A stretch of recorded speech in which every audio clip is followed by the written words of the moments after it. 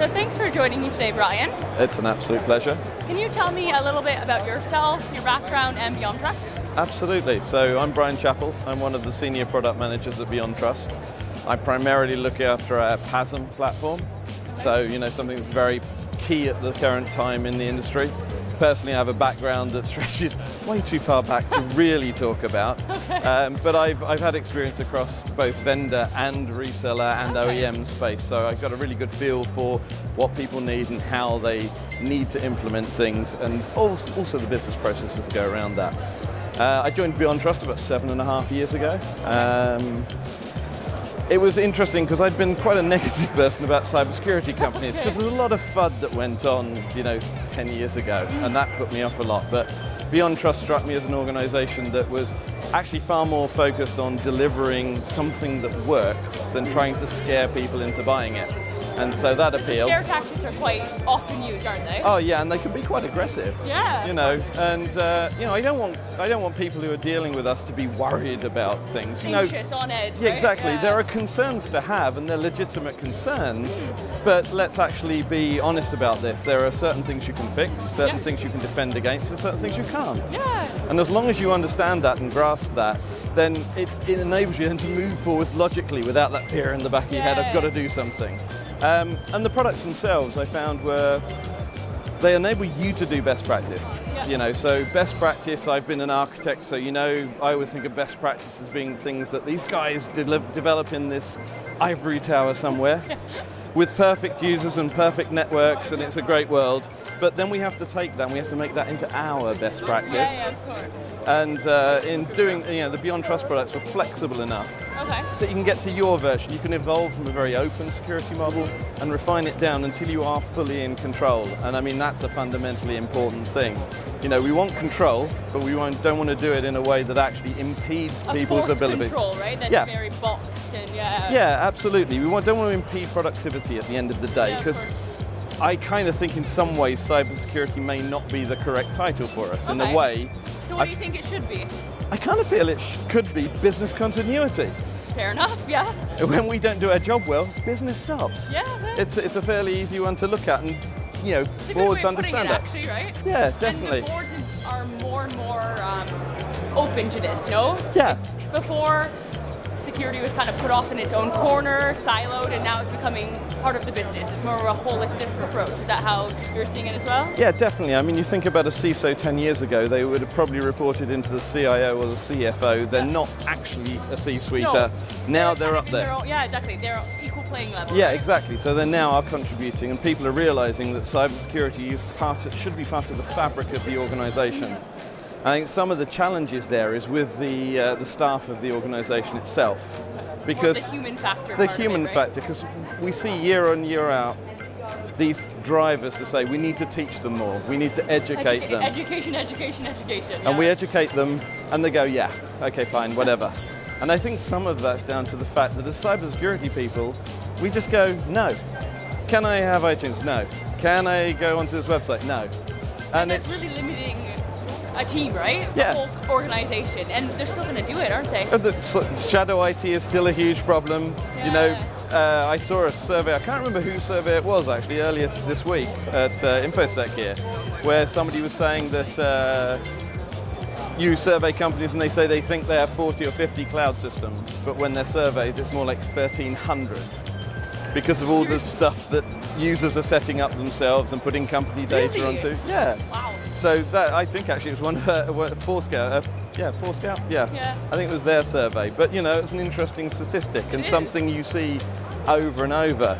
But I think, again, with the way that Beyondtrust products work, we do enable you to be able to say yes more often.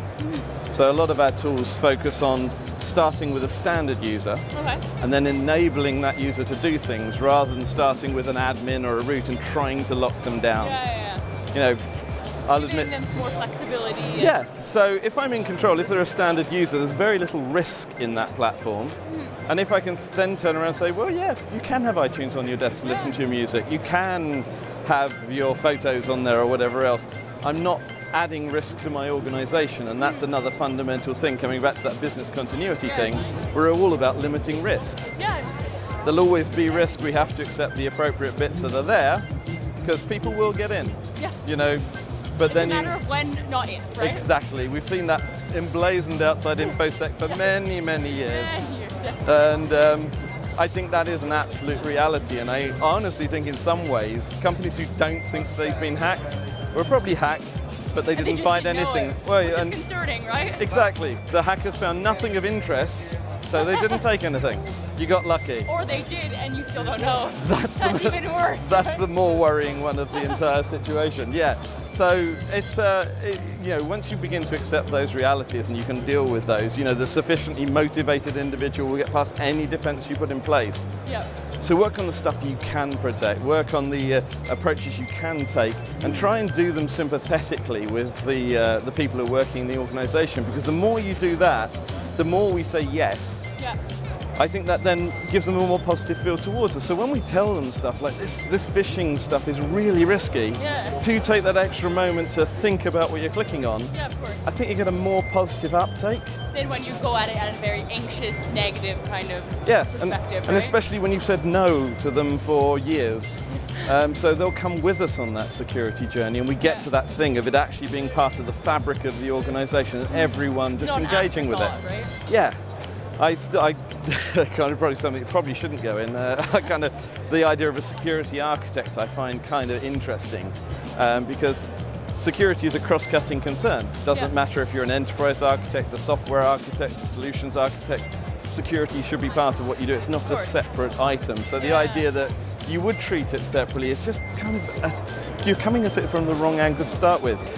As I think was it the NCSC say, you know, it's about the design with security in mind. Start there, and then you've dealt with it. You know, you don't have that worry anymore as you develop. But it's good to see that.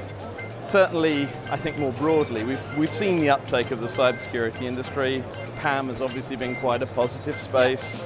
But I think in the next year or 18 months, I think we're going to see an acceleration there where people are beginning, as you said, board members are beginning to recognize the value in PAM. And it's almost, they have to, right? It's in their faces these days. They see it on the headlines of newspapers. It's both reputational and monetary. It's consequences. The consequences have been huge. I mean, we always go back to things like Target and we say, you know, that was 2013 now, which seems like only yesterday in some ways, but that was 46% drop in profit the month following that happened. Can you think, like 46%? I know, that's half of your business. And in most organizations, and this is something I didn't realize until quite midway, I guess, through my career, I'm a fair way through now, that lots of organizations run hand to mouth.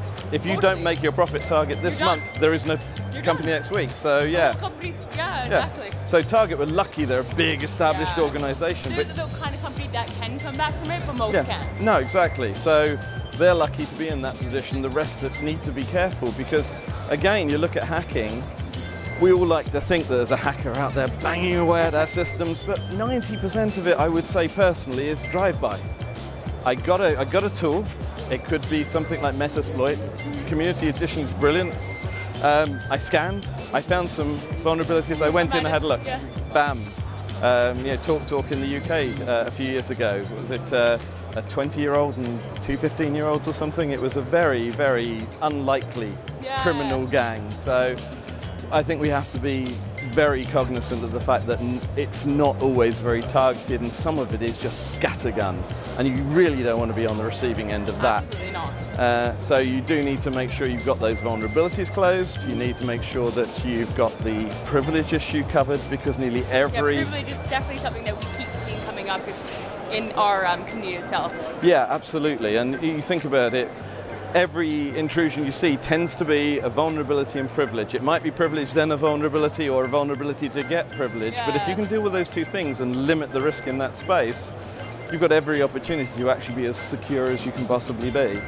And it's just, Beyondtrust again have the kind of platform. We have a number of products across that space. So we have vulnerability, we have PASM, we have PEDM, and we also have things like AD bridging to help you get to that state. And I think of these as being the foundational elements of a good cybersecurity practice. You know, you've got to sync. I think of cybersecurity a bit like shifting sands. Okay, tell me more.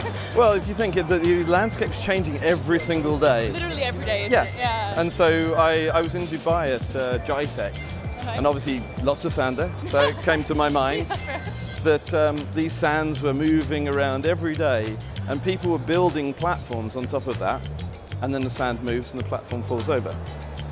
So if you can sink solid piles, foundational piles down into that, then you can build a platform on top of that. Yeah.